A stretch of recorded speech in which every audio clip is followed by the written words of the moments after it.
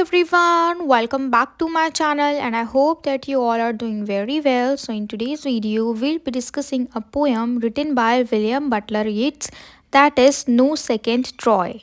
So before this video goes on, let's quickly see the introduction to the poet who is William Butler Yeats. He was an Irish poet, dramatist and one of the foremost figures of 20th century literature.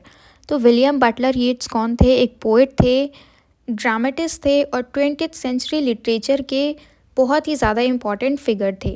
And he played the crucial role in the Irish literature. Irish literature में इन्होंने बहुत ही important role play किया है। And his work is characterized by its exploration of the themes such as love, nature, mythology and the complexities of the human experience.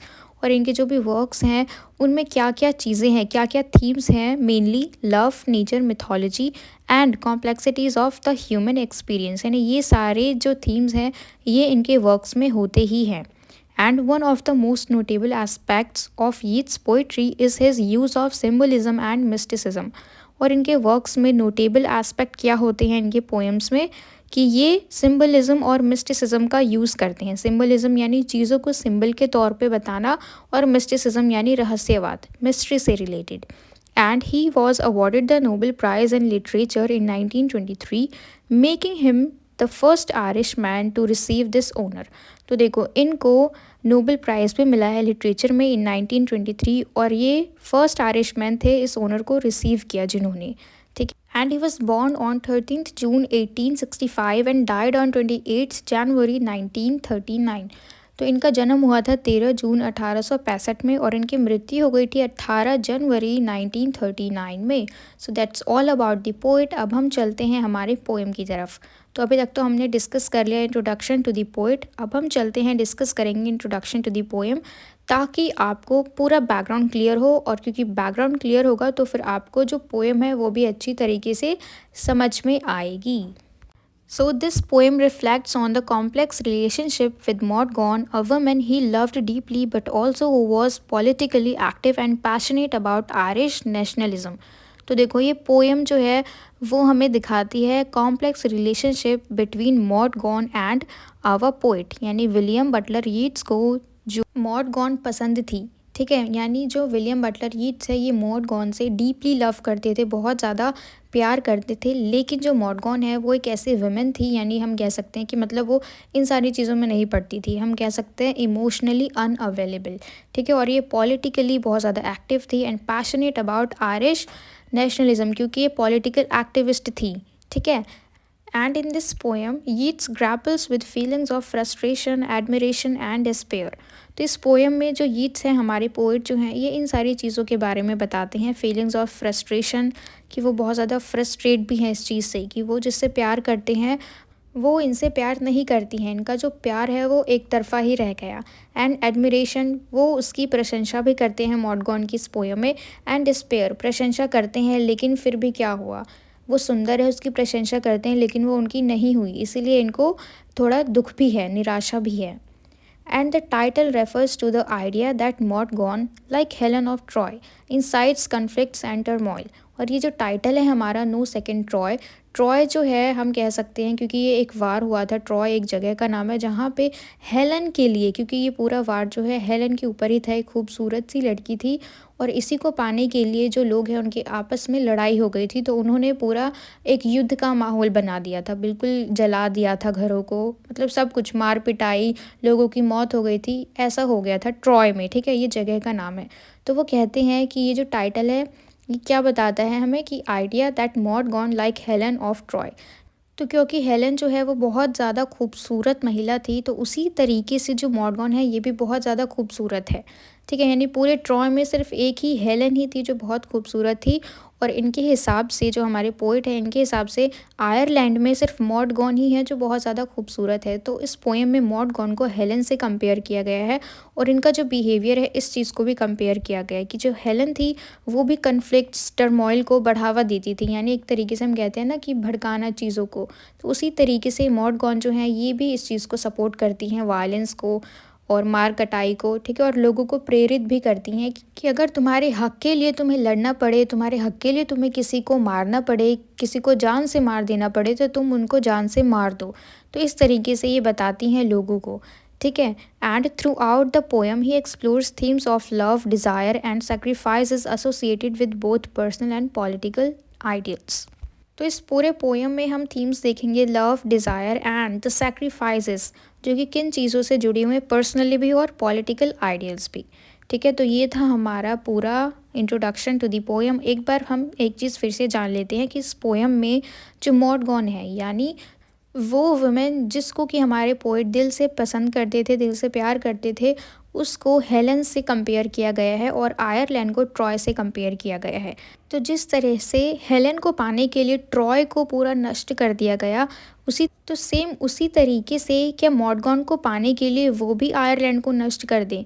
तो इस तरीके से वो कहते हैं नहीं, उनके अंदर एक सेटिस्फैक्शन है कि नो सेकेंड ट्रॉय, नहीं कि कोई दूसरा ट्रॉय नहीं है, कि क्योंकि ये आयरलैंड को नष्ट नहीं करेंगे जिस तरीके से लोगों ने ट्रॉय को नष्ट कर दिया था सिर्फ हेलन को पाने के लिए, तो ये ऐसा कुछ भी नहीं करेंगे। ही लव्ड हर, तो ये उनको जाने देंगे आसानी से, ठीक है। कोई भी दोबारा युद्ध नहीं होगा जैसा ट्रॉय में हुआ था।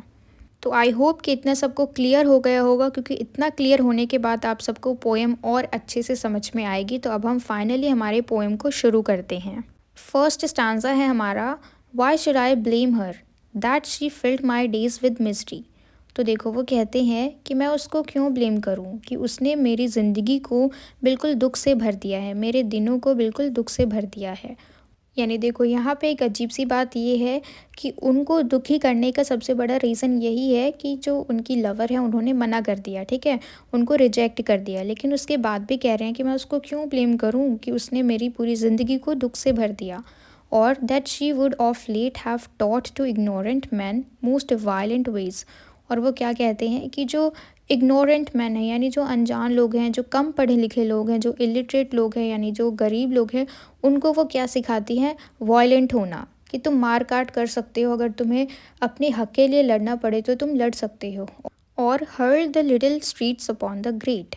लिटिल स्ट्रीट्स का क्या मतलब है यहाँ पे, कि मतलब वो चक्कर लगाती है लिटिल स्ट्रीट्स में, यानी लिटिल स्ट्रीट का मतलब ये नहीं है कि छोटी छोटी गलियाँ, यानी छोटी छोटी गलियों में रहने वाले लोग जो हैं, जो गरीब लोग हैं, had they but courage equal to desire, कि क्या उनका उतना करेज भी है, क्या उनके अंदर इतना साहस भी है जो वो चाहते हैं, जो जितनी उनकी इच्छा है, कि मान लो अगर उनकी इच्छा है कि वो जाके लड़ें अपने विरोधियों से, लेकिन क्या उनके अंदर उतनी हिम्मत है। तो इस लाइन का यही मतलब है कि had they but courage equal to desire, कि मतलब उनकी इच्छा तो है लड़ लेंगे, लेकिन क्या उनके अंदर उतनी हिम्मत है कि वो लड़ लेंगे।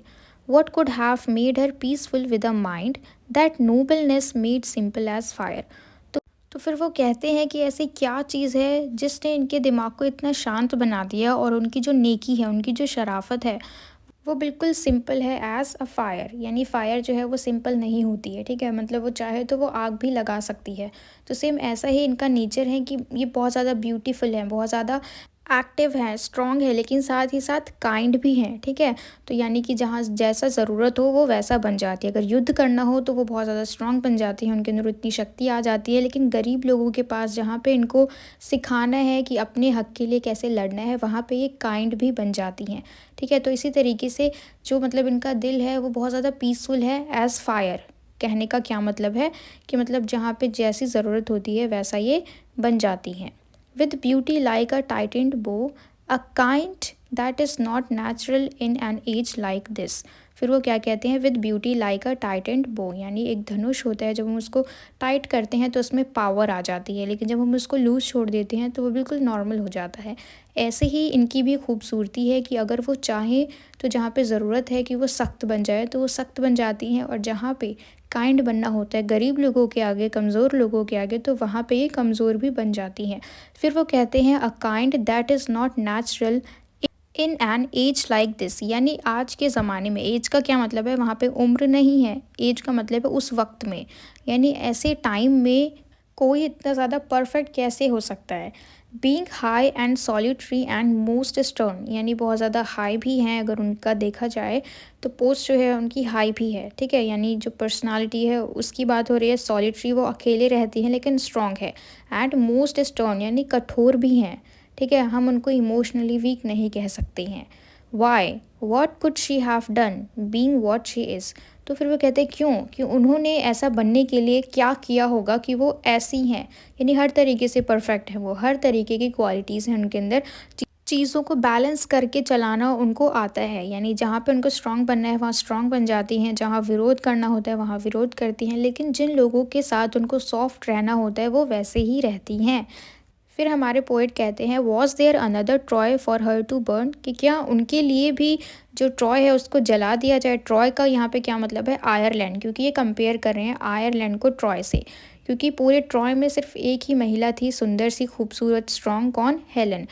और सिमिलरली यहाँ पे भी पूरे आयरलैंड में एक ही खूबसूरत महिला है, स्ट्रॉन्ग महिला है, कौन, मॉडगॉन, पोएट के हिसाब से। तो इसलिए वो क्या कह रहे हैं कि जिस तरीके से ट्रॉय को नष्ट कर दिया था हेलेन को पाने के लिए, वैसे ही क्या मॉडगॉन को पाने के लिए वो इस पूरे आयरलैंड को नष्ट कर देंगे, युद्ध कर देंगे, वार छेड़ देंगे। तो कहते हैं नहीं, और इसीलिए हमारे पोएम का टाइटल क्या है, नो सेकेंड ट्रॉय, कि दूसरा ट्रॉय नहीं, ठीक है। क्योंकि वो इस चीज़ को एक्सेप्ट कर रहे हैं कि उनको उन्होंने रिजेक्ट कर दिया, लेकिन कोई बात नहीं कि वो दोबारा से अब कुछ नहीं करेंगे, उनके लिए नहीं लड़ेंगे, ठीक है। तो वो सैड भी हैं लेकिन वो उनको प्रेज़ भी करते हैं, ठीक है। उन्होंने उनको रिजेक्ट कर दिया तो इस बात से वो सैड हैं, लेकिन वो उनको प्रेज़ भी करते हैं। क्यों, क्योंकि वो बहुत ज़्यादा स्ट्रॉन्ग है और अपनी शक्ति को वो बहुत अच्छे काम में यूज़ कर रही हैं, ठीक है। यानी वो अपने देश के लिए लड़ रही हैं, क्योंकि वो एक सोशल एक्टिविस्ट हैं इसलिए। तो इसी के साथ हमारी पूरी ये पोएम जो है वो ख़त्म होती है, और मुझे पूरी उम्मीद है कि आपको ये पूरी पोएम अच्छे से समझ में आ गई हो। हमने लाइन बाय लाइन अच्छे से डिस्कस किया है। मुझे उम्मीद है कि आपको अच्छे से समझ में आ गई, and if so then please let me know in the comment box if you like this video, and share it with your friends as well, so that they can get help from it. And don't forget to subscribe my channel, and till we meet in the next video, keep learning.